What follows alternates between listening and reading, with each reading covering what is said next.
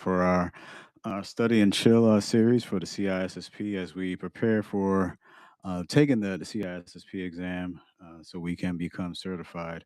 So, give a quick shout out to Pocket Prep making this possible. I shared a link within the description today. If you're preparing for an exam yourself and you're looking for study materials, you can consider Pocket Prep. And if you use my affiliate link, you save some money doing so for their subscription. So, yeah, go ahead and do that. So that way, again, you're doing your necessary preparation, so you can go ahead and become a CISSP. So tonight, yeah, we're doing 1 hour session as we always do. 30 questions again through Pocket Prep and get this loaded up and we'll get started. All right, let me share my screen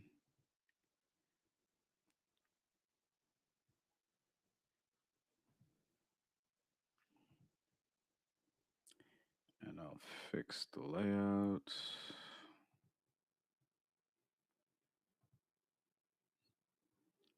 And those of you that want to join and come on stage, again, you can, especially those on link, if you're on LinkedIn, you should see the link, the Riverside link where you could come on stage here and participate and as we go through these questions. All right. Until then, I will go ahead and get started. I'll raise that up a little bit. All right. Okay. All right. Question one. All right. A customer purchases an internet plan with TV service included. Upon conducting a vulnerability scan after installation, the customer is informed that the cable box has a vulnerability. The customer decides to immediately notify the provider via their bug bounty program while remaining silent on the issue to others until the problem can be solved by the provider.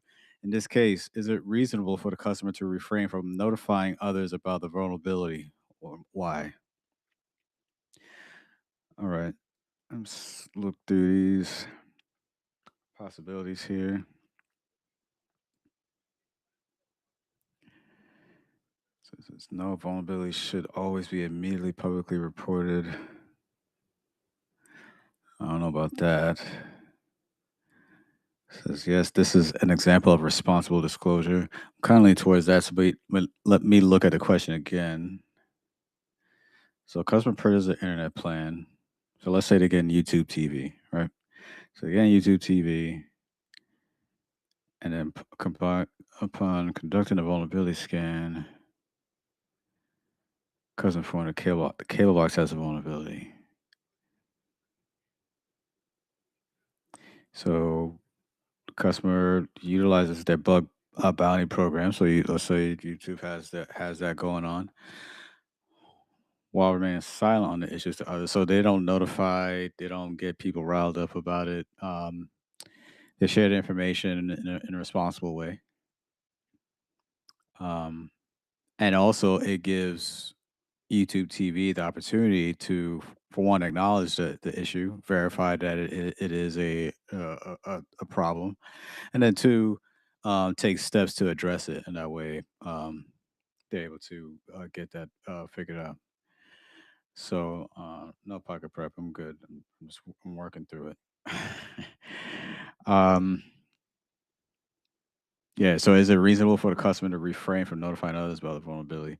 Yeah. So I will go with Delta. This is an example of responsible disclosure because again, you're giving YouTube TV an opportunity to again acknowledge the issue, verify that it is an issue, and then to take steps to remedy it.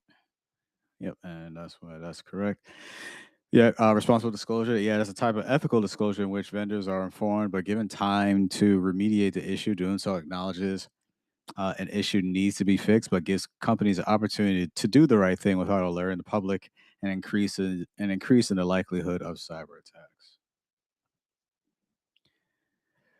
All right. Despite proper planning and implementation, an information security program will remain weak without which of the following? Right now, I'm looking at Alpha, but I'm gonna verify the other choices. A view of the plan with department leaders. No. A flat. No. a hierarchical organization structure. No, yeah. If you don't have buy-in from senior management, who gonna make the final say, final determination, anything, um, mm, then it's pretty much dead on arrival. So you need that senior management buy-in, and a lot of times they may stand in the way of maybe you need funds, extra funding, for something for a particular project, or there's a lot of things that may get started that or a certain set of actions that need to be executed, but if senior management doesn't give the approval, you can pretty much scrap those plans. So yeah, you need senior management from jump. All right, Violet is a software developer working with a team in the planning stages of a new software application. They're determining the level of access the software needs to the computer's hardware and operating system, and at what point this access is needed. Excuse me, and at that and and at what and at what point this access is needed. I feel like I read this whole sentence wrong. All right, what mode gives the software direct access to the computer's hardware? Kind of, I need to read this again from to myself.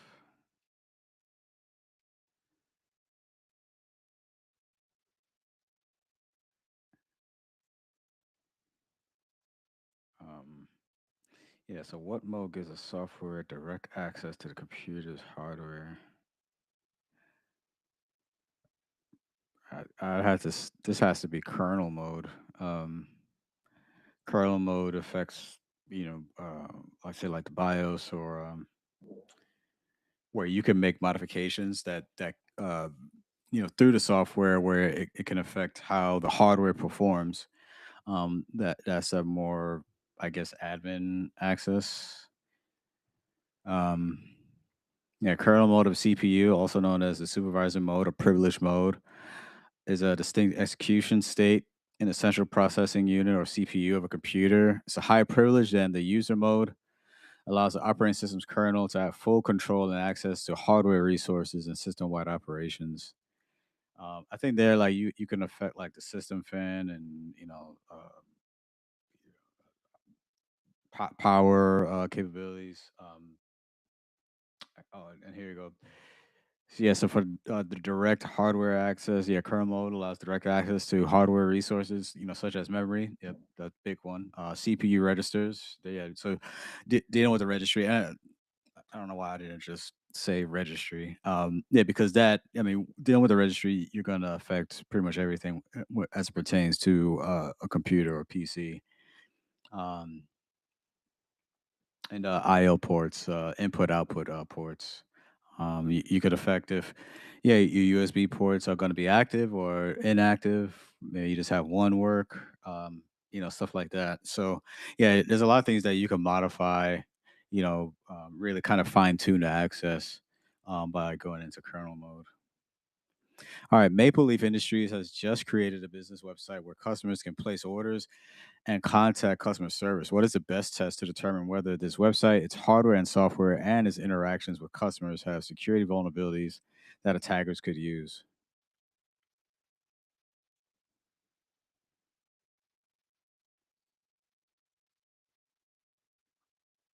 What is the best test to determine whether this website, hardware, software, interactions with customers have security vulnerabilities that attackers could use?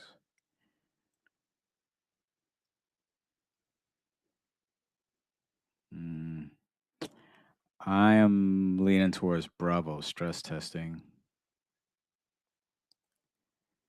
So they just created a website or place orders, contact customer service. Do want to know if the website, hardware, software, and interaction with customers have security vulnerabilities that attackers could use. Yeah, I don't think it's going to be auditing.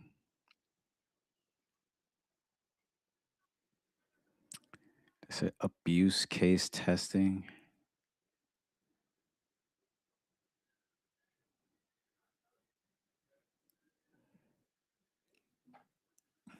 I don't know if it would be. I don't know if it's to say that it's going to be abuse.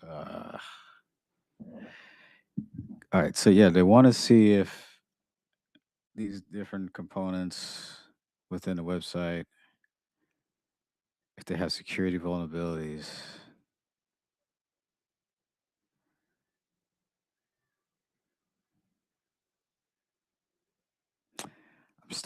I'm starting to lean away from stress testing.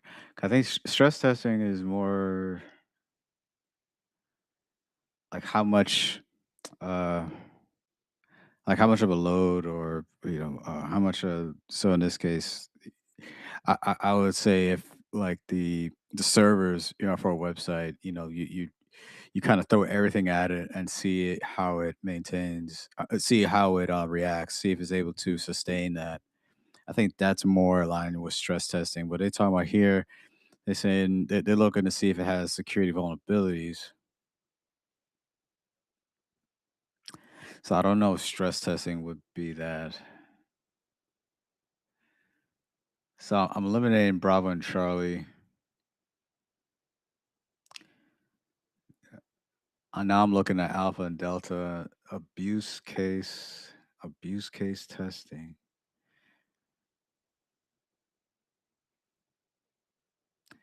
I don't know. I don't think it's abuse. um, I'm gonna go with Delta. 'Cause I just to me they're not. I guess I look at abuse case testing almost like fuzzing. But to me they're not trying to throw uh, or like misuse case. It doesn't seem to be that way. They just want to determine if these different components of the website have vulnerabilities. I, I believe this is going to be Delta. Let's see. Wow, it was abuse case. So abuse case. Okay, yeah, abuse case, also known as a misuse case. Okay, because I knew it was. I was thinking along that line. Um, so it's also known as misuse case testing. Determines whether a website and its hardware, interaction with customers, so on and so forth, have security vulnerabilities that could be used by attackers. Yeah. Stress testing sounds familiar. It focuses on putting a piece of hardware or software under stress to ensure it meets the standards and demands of customers and industry experts. Yeah, and that's what I mean. Like stress testing, and they just want to see if it can meet like a full demand. Like the busiest day. Can it maintain? Can it handle that? That'll be stress testing. It's not necessarily looking for vulnerabilities. That's a whole different test, and I think that's where. Well, that is where abuse case or misuse case testing, as we know now, it's synonymous, and that's where that would come in to determine, if you have any security holes or vulnerabilities. All right, that was our first one. All right, secure boot technology such as a trusted platform module are most likely to prevent what type of malware from compromising the system?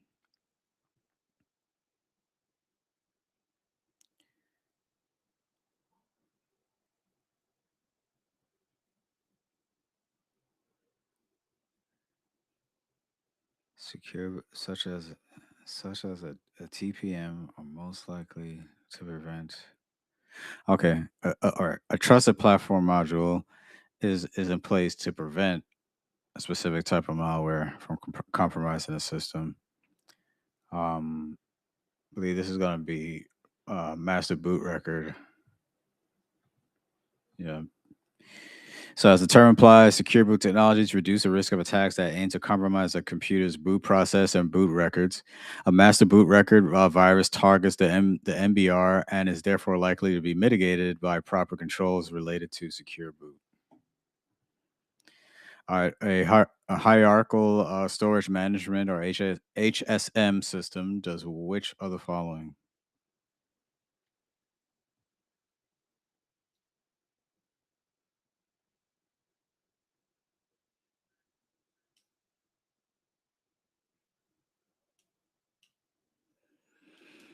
Mm.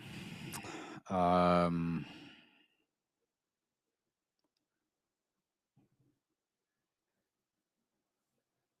this one I don't feel great about. Um, I think this is gonna be Delta though. Manages data across different storage media.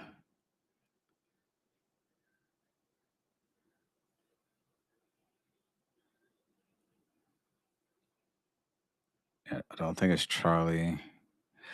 When it's saying like exclusive, I don't think it's limited to one thing. So I want to remove Alpha and Charlie. I believe this is Delta. Yeah. Yeah, a hierarchical management system dynamically manages data across different storage media to optimize for access speed or media costs. This technology is frequently used in backup solutions. So, for example, HSM will transfer last week's backup from solid state drives or SSDs to spindle drives. And after a month, it may transfer to tape because it can transfer data between different media. The answers with exclusively in it are not correct right yet. I mean, yeah, when I saw that, I was like, that doesn't make sense to me. It's not going to be exclusive to one particular technology, if you will, or piece of hardware, wherever the case is. So that made me eliminate those choices right off the bat. A distributed file system, a DFS cluster using multiple nodes manages data location. It is not across different storage media, though. It is within the Windows based network. All right, so of the following, what best describes a process in which senior management directs an organization to meet its objectives?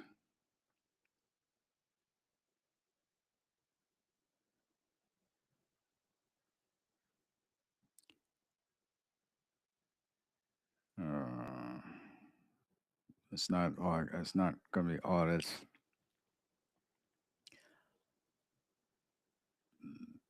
It's not alpha. It's, I believe it's going to be governance directs. Describes a process in which senior management directs an organization to meet its objectives. Yeah. No, I'm looking at Bravo. This could be Bravo too. Um,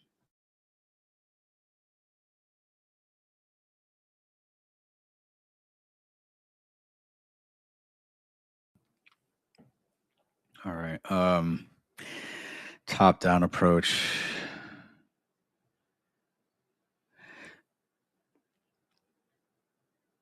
'Cause I think with governance, I'm thinking of like, like GRC, like you're doing policies and things of that nature. But when you're saying it's giving a direction, I feel like I think it's from the top down. Go, I'm gonna go with Bravo. Ah, I don't know why I second guessed that. Yeah, governance process in which senior manager directs the organization to meet its objectives. Governance must involve oversight to ensure the goals set by senior management have been met. Um, all right. Top down approach is a problem solving or design method that starts with a broad view and breaks it down to smaller, more manageable components. It involves identifying the overall objectives or goals first and then progressively refining the details and specifics to achieve those goals. All right, which feature of a biometric access control system is considered most crucial to its success?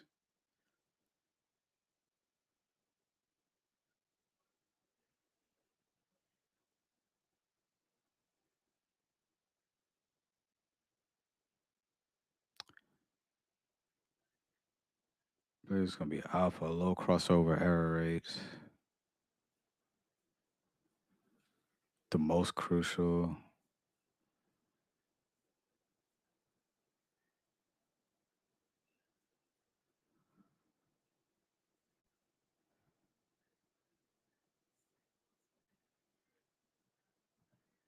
Yeah.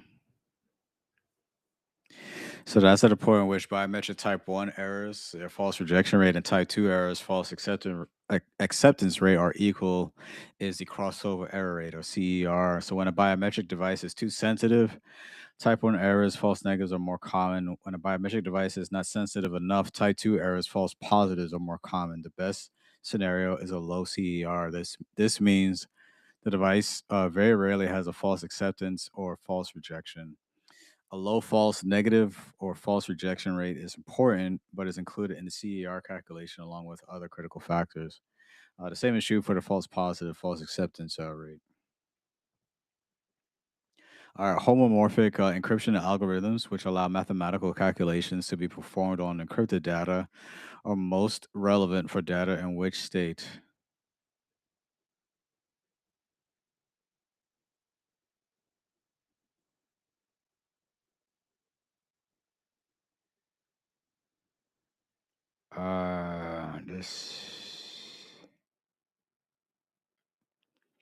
This should be for data at rest. Oh no. Oh yeah, because no homomorphic it can still maintain encryption while you're using it.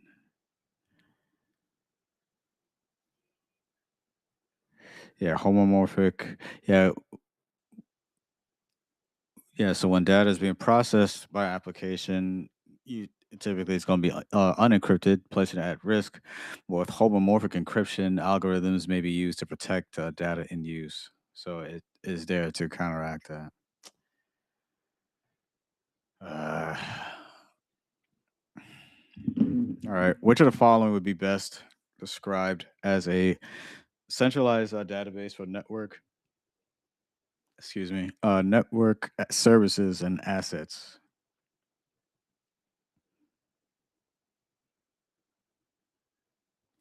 That's going to be LDAP. Yeah, so LDAP, that's a directory service, a centralized database that includes information about subjects and objects. Many directory services are based on the Lightweight Directory Access Protocol or LDAP, such as Microsoft's Active Directory Domain Services. Um, Kerberos, that's an open protocol that was developed at MIT for single sign-on within a business. It's a protocol that Microsoft built its Active Directory on. An SSO system allows users to utilize a single sign-on process that then allows the user access to all the network resources that they are permitted to access. Extensible markup language (XML) is a programming markup language and file format that allows developers to reconstruct data as well as store and transmit it. All right, which of the following is not a valid penetration test category? So you have white box, gray box, you have partial blank blank knowledge.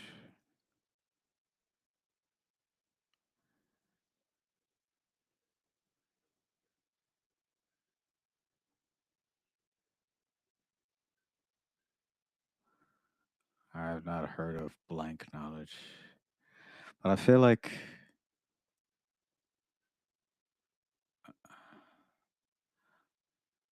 so you have black box, white box, gray box. So gray box is where you know some of the knowledge, but then you have partial knowledge. So we have like two of the same thing there. I never heard of blank knowledge. Yeah, fake term. Yeah, partial knowledge is synonymous with gray box. It's where you know a little here and there. I mean, you know some, but you don't know everything. White box, you know everything. Black box, you're completely um, in the dark. You don't know what's going on.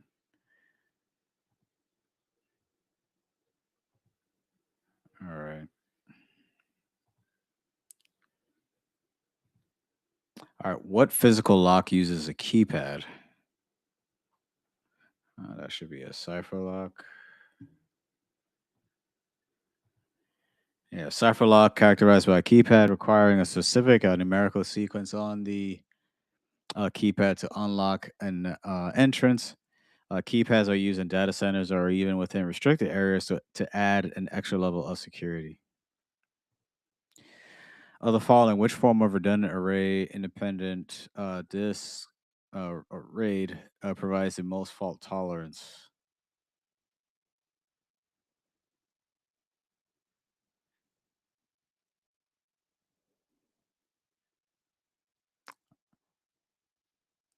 Uh, I think it's gonna be Bravo.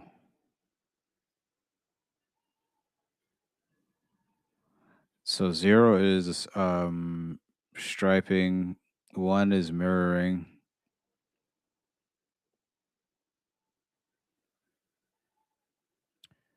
I can't remember what five is. I'm gonna go with Bravo. Six. What is six?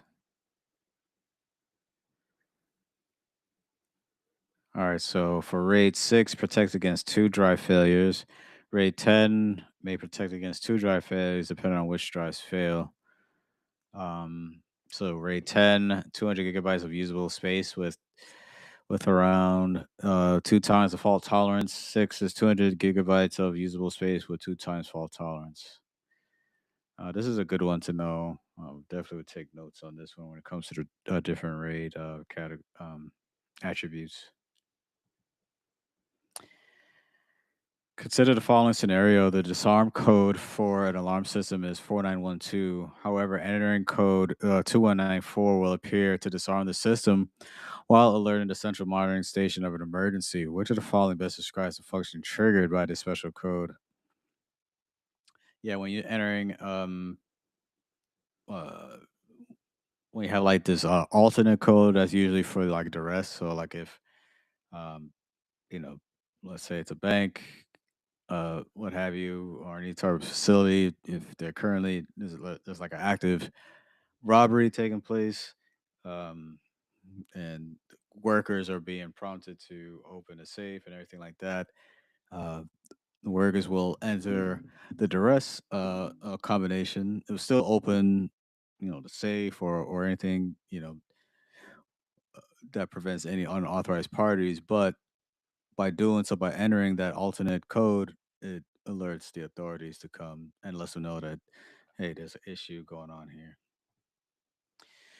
All right, which of the following terms refers to the technique of adding a term or phrase to the header of a communication to enhance its effectiveness as a social engineering attack? All right, it's not shoulder surfing, it's not smishing. Uh, it's prepending. So that refers to the technique of adding a term or phrase to the header of a communication to enhance its effectiveness as social engineering attacks. So prepending is commonly employed in phishing emails. So example of this include spoof subject tags such as read, for like doing like a reply or internal to support pretext, or spoof header tags in the context body, spam status, what have you, to trick spam filters. All right, what type of management system provides a secure location for users to keep their usernames and passwords? All right, that should be the federated um, credential management systems.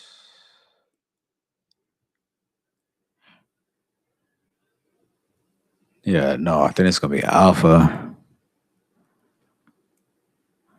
Um,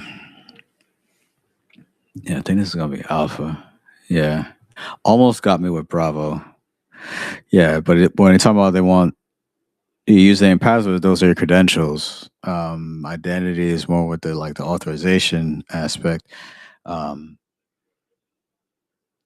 so yeah, Federated identity management systems are used when there are multiple unrelated networks within multiple groups that share resources. Credential management systems provide a secure location where users can store their usernames and passwords for resources such as websites, network files, and software. All right, Rebecca is activating a hot site to simulate a disaster recovery event. Of the following, what is generally considered a time frame it should take to activate the site?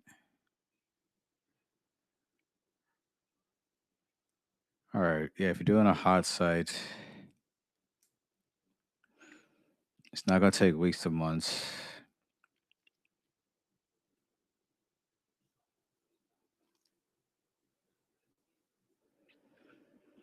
I feel like I've seen a similar question like this before, and I chose seconds to minutes, which I feel that should be the correct answer, but I believe this is minutes to hours.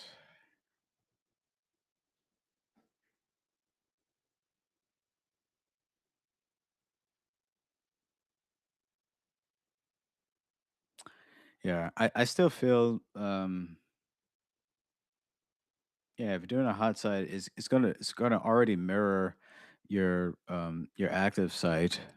Um, so when you do in a situation when you do have to cross over to the hot site, I'm not sure if I'm not sure if it's gonna take um, I'm not sure if it's gonna take hours though, minutes to hours. I feel that's too long. But anyway, but typically, yeah, your hot side is going to be the one that's the fastest option, also the most expensive option because you're maintaining the same equipment, the same data as your active site. Um, so that way, in case of an emergency, you could just quickly, ramp up. Um, Warm site, you have some things going, but not completely. You're not completely empty, but you're not completely fully operational.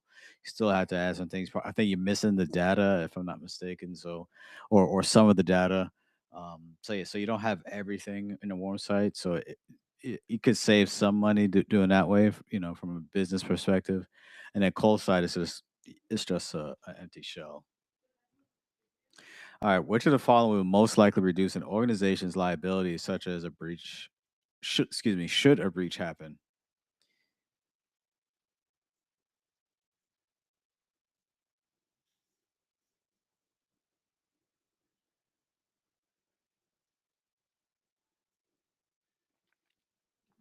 Due process, no. Um,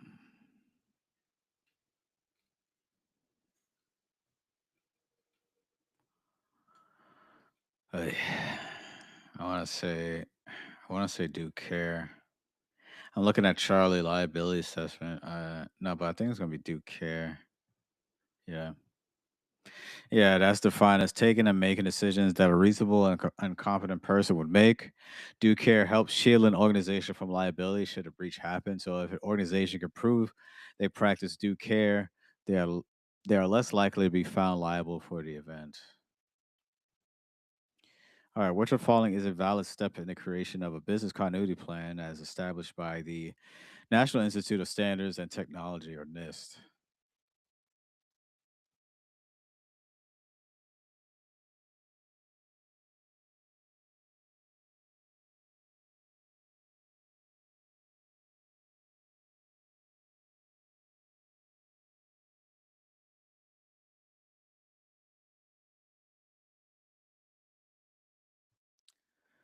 Okay.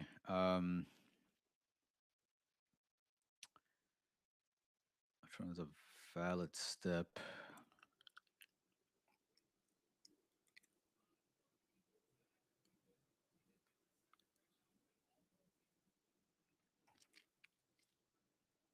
Identification, preventive controls.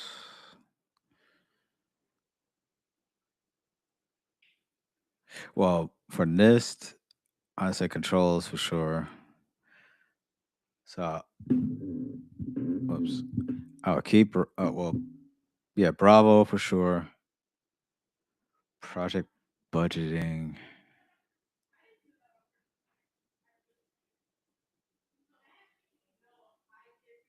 post-mortem report. I feel like that's oh man. I feel that's oh man.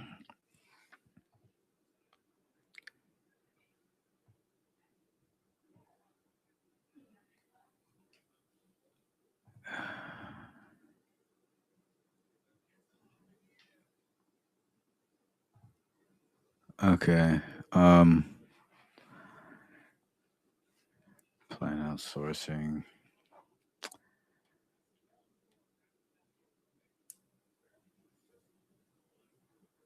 I'm not sure if plan outsourcing is a valid one.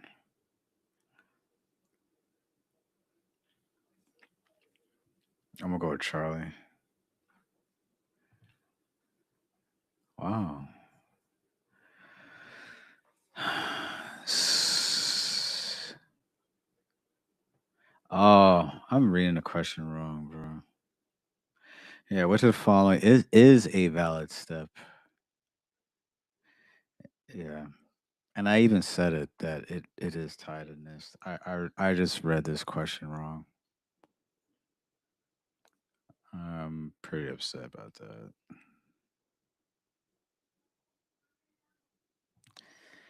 that. I hate giving up layups. All right. All right. Which of the following software development models is best characterized by rigid linear progression? That should be waterfall.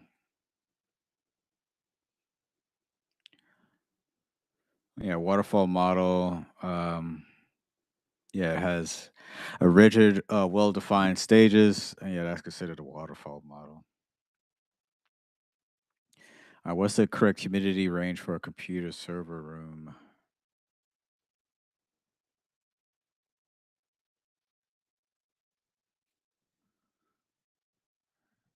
Yeah, 40 to 60. 40 to 60% humidity. Too much humidity can cause corrosion, and then too little increases the chance for static electricity discharge. Interpreting port scan results requires knowledge of some common TCP ports or transmission control protocol ports. Which of the following is an incorrect pairing of port number and protocol? All right, well, excuse me, I could tell right off the bat, Alpha is wrong. Telnet should be 23. Yeah, 25 is simple mail transfer protocol. That's correct. 53 is DNS. And then 443 is hypertext transfer protocol, secure. And then the unsecure version of that is going to be port 80 for HTTP. But yeah, the and I'm reading the question again this time, which will following is the incorrect pairing. Yeah, 20 alpha, that should be 23 for Telnet. Yeah, 24 doesn't exist. At least for the most common ports. Maybe for the uncommon, there may be a port for 24, but just not familiar with that. Um, and it's very important. I can't stress this enough. As you take this exam, don't skip number one, your foundation, really your foundational certs. So security plus, of course. I would even venture to say even A plus. But then also too net plus. Don't can't skip those. It's gonna build, and you're gonna see these again as you continue to move up and move out to different certs. Especially as you see here with CISSP is very far removed from those certs, but you see that foundational knowledge it's assumed you have, especially when the CISSP requires you to have 5 years of experience in the field. Um, yeah, you can't escape it. So if you don't have your Net Plus, you don't have Security Plus before taking this exam, I highly recommend you at least get those under your belt, or at least have an understanding of what those certs require, so that way you are best prepared to take and pass the exam. All right, a security analyst has completed a vulnerability scan of their workplace during non-business hours per management request. Upon completing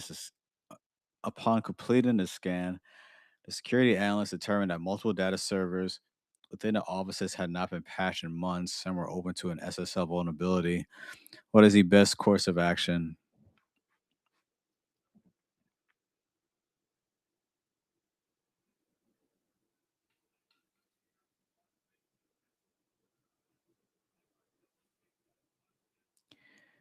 Um,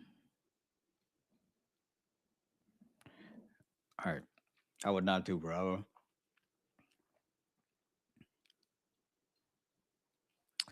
Charlie sounds responsible. I'll keep that in my back pocket.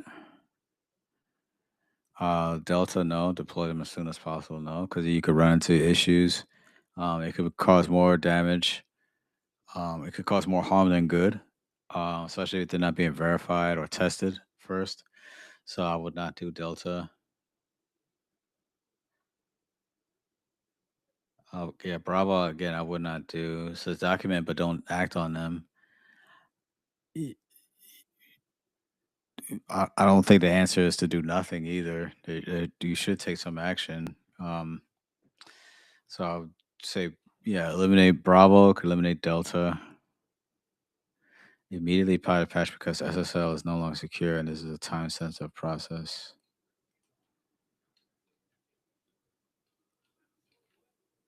And they found this during non-business work hours.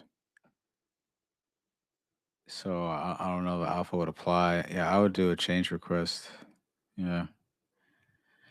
Submit a change request, get it verified, get it approved, and do the install. Um, that works best when scheduled. All right, which motherboard component is designed to support the security of hardware through integrated cryptographic keys?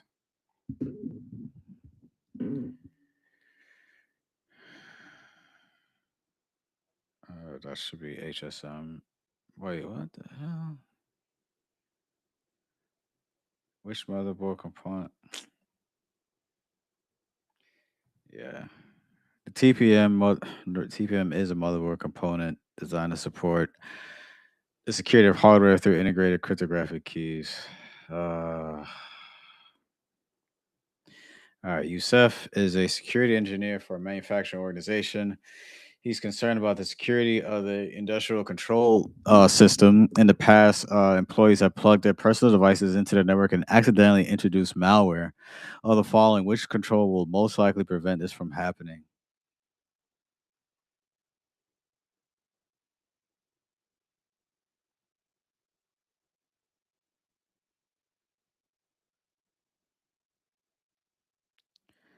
Um,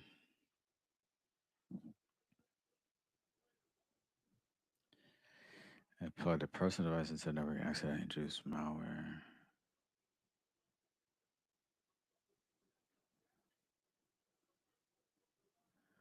No, Delta, no.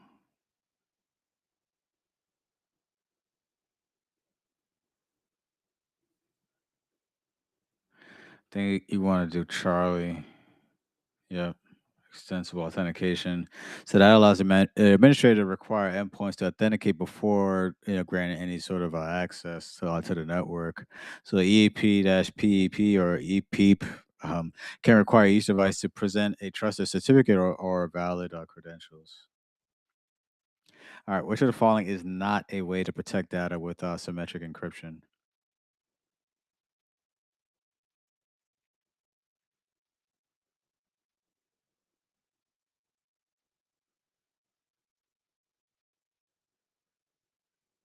Uh,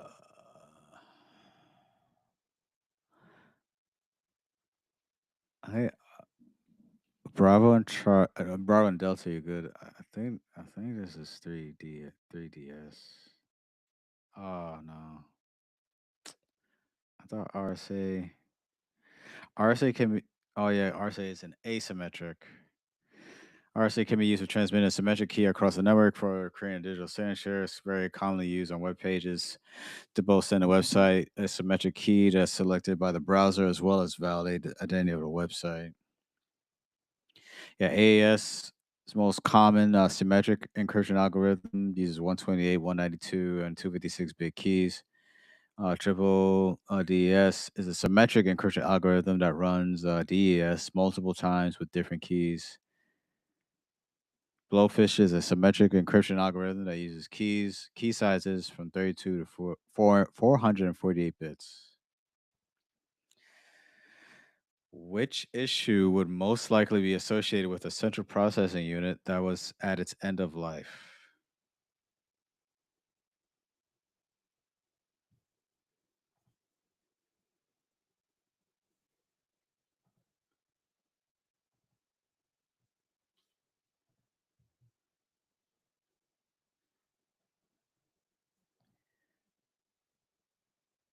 All right. Which issue would most likely be associated with a CPU and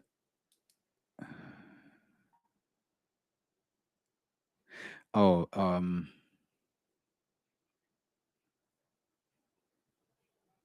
oh, okay. Yeah, looking at reduction of replacement parts.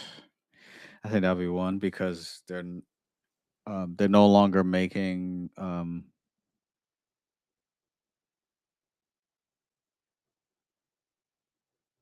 they're no longer making components. They're no longer making that product anymore. So you're not gonna find replacement parts for it.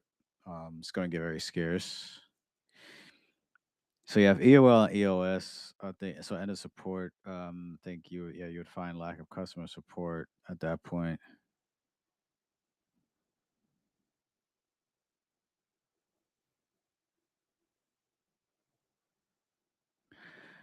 I'd say um, yeah.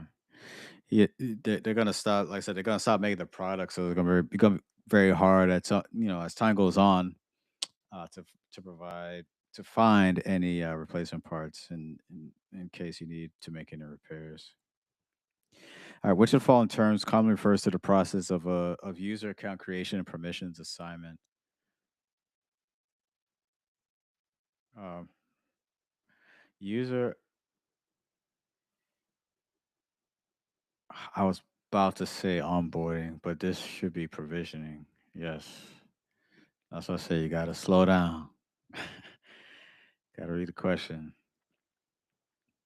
Yeah, onboarding, that's a collection of activities performed by or for the benefit of new hires to meet legal or policy compliance. Um, yeah, provisioning is when you're, like I said, you're creating a new user account. You're applying the permissions that account should have, according to their role, and things of that nature. So that's where provisioning comes into play. All right, Heather is the IT manager for a mid-sized manufacturing organization that builds weapons in the United States. Heather is concerned her organization does not have any offsite backups, so she decides to send a full backup to a Venezuelan cloud provider. Of the following, what law or regulation has Heather most likely broken?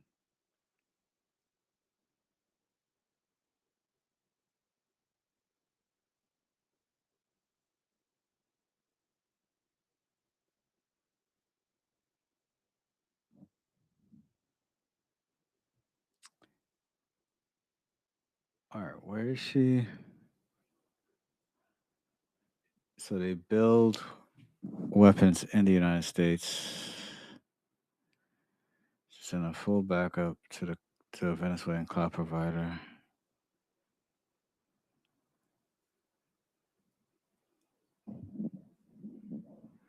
I don't think it's computer fraud. This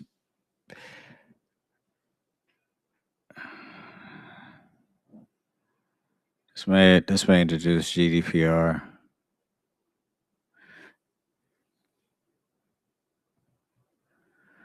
Oh, no, it's not. Okay, it's ITAR.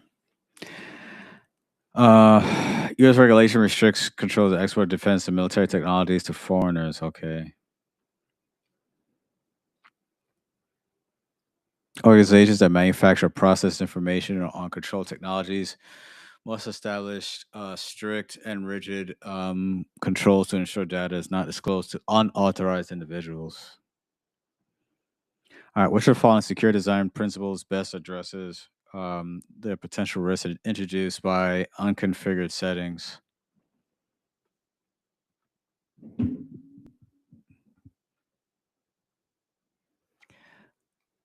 Um, following secure design principles best addresses the potential risks introduced by unconfigured settings.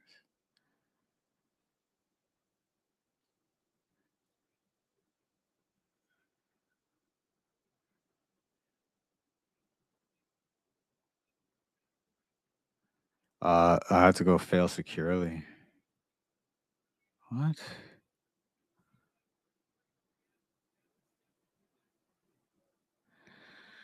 Fail securely is secure design principle that bids developers.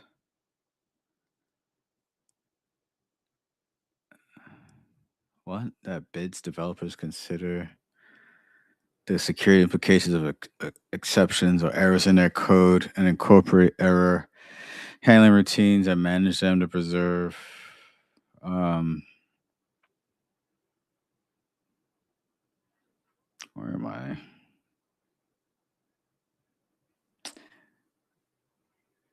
In their code and incorporate error handling routines and manage them to preserve the security of the application and the data accessible through it. Secure defaults. Yeah, so the potential risks introduced by unconfigured settings are best addressed through the design of secure defaults. Okay. Oh, that was the last one. Let's see how we did. Ugh. It's a pass, but it's just getting in there. I don't like that. Um,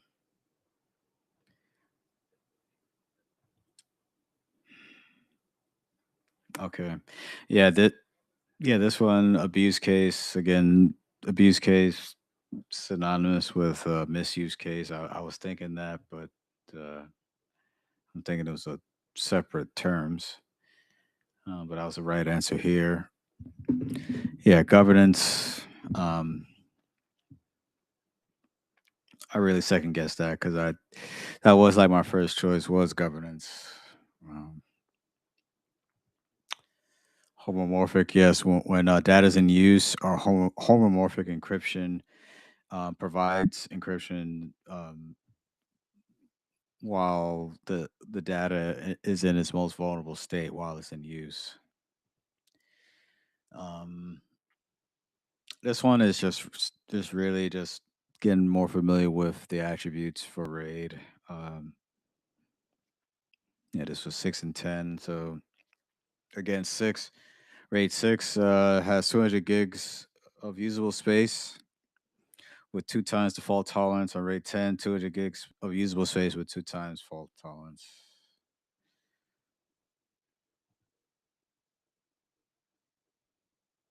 Yeah. And again, which one is a valid step? Yeah, identification of preventive controls. I read this question like inversely, and because I knew that one was tied to NIST. I I read this wrong, and that's why it's important to read and reread the question. um, they don't want to leave points on the table. All right. Yep. And then this one, yeah, TPM for cryptographic keys. RSA is an asymmetric. Remember, RSA is an asymmetric encryption. So what should yeah? So to say which one is not a way to protect data with symmetric would be RSA because it protects asymmetric. And ITAR is again if you're sharing military you know technologies to nations. Well, yeah, I guess foreign countries. That's where the ITAR comes into play. Yeah, secure design principles. Yeah, there's going to be secure defaults. All right. Well, we got through it. Um, Not exactly what I wanted. but again, it's a pass, but still room to grow. Still, um, definitely gonna look review this again and take some notes and look for ways to get better. But yeah, and those of you, as you're watching, as you're doing your own preparation, yeah, continue to um, have that same sort of rigor. You want to, as you're taking practice tests, doing practice questions, things of that nature, go back and review the ones you got wrong, even the ones you got right. Ensure that you understand why you got them right, especially just as much as you want to understand why you got the ones wrong. Um, you just you as you do this, you're helping yourself, really gain that full understanding and make sure that you're well prepared for the exam. All right. Well, we'll have our next session on Wednesday, but that's going to be within the Discord. Um, actually, that I know with I know 4th of July coming up this week. Uh, I may have some travel, so I'll keep you posted. But again, I'll do that within the Discord. So again, if you're not part of the command line Discord community, please just hit me up. I'll send you an invite and you can get in. Also, go to talawacyber.org. You can find an invite link there on the website, and you can join that way as well. All right. Thank you everyone for coming through, and I'll see you next week.